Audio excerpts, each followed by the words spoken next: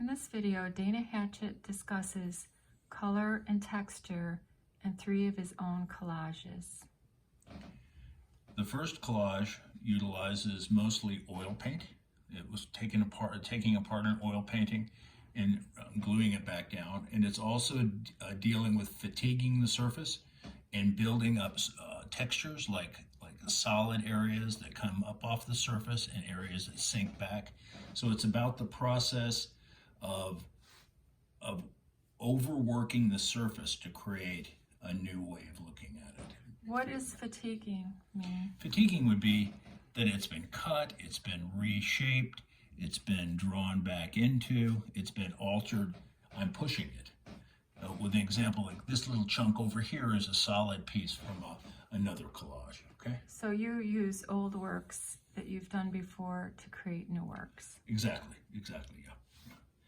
Okay, I'm gonna show you the next one. Oh, first, before you move on, what would you say about the use of color in this particular piece of work? In this particular work, the use of color is more it's darker. It's a darker color, especially on the screen.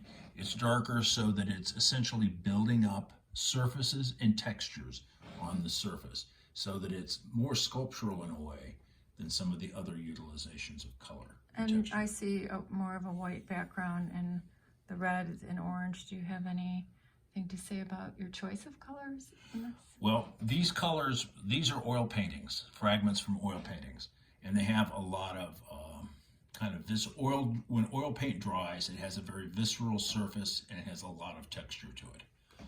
Okay, now I'm going to go to the next one here. Okay.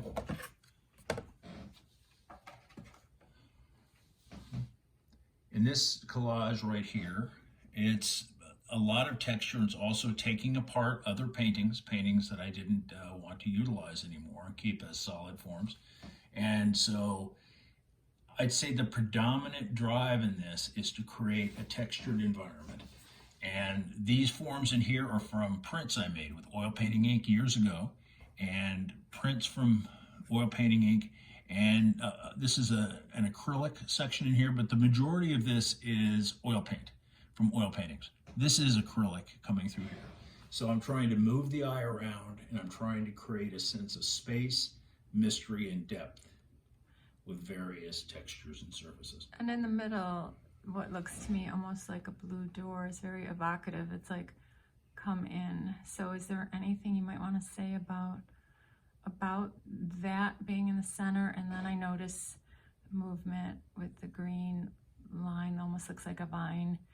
Do you have anything to say about that might be helpful to the viewer? It is more of an organic construction, and it is like plants that build up surfaces and kind of encrust themselves on things.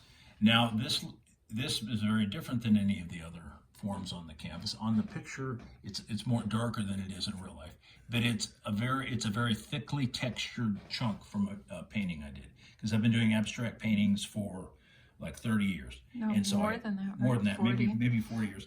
And so I have a lot of paintings that I felt weren't working well, and so I'm using them as reference points to begin other works and to build up other works. So for me, what's interesting is the variety of different textures, kind of like something you might see in nature as opposed to you'd see in a cityscape. And you also use these artworks from the past because they're just here, just like anybody who's been a prolific artist since, well, it is over 45 years. Over 40 years, yeah. That you've been an artist, that you would have artworks, and this is a way of being creative with them and making something new. And in a way, recycling them, because I couldn't imagine them in their original states doing anything or going anywhere beyond where they are here. Okay, so here's the last one. This is one I was working on earlier. Okay, and it started on a drawing that I used. I was teaching a class, and I was showing students, I think it was even an Art 101 class. I was showing them the idea of texture and tonality.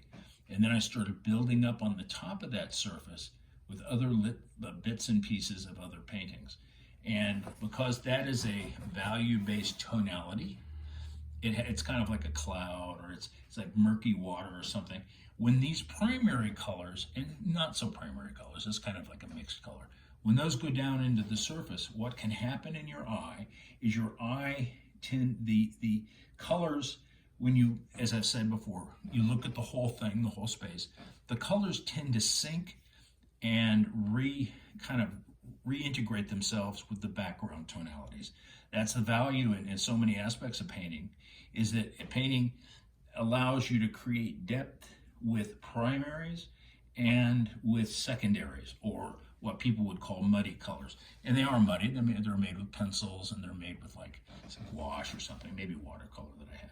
Okay, so it's a way of building it up, and I built it up to such a degree that the whole thing has the potential to move. For me, it moves. It breathes. It goes back and forth and moves around a little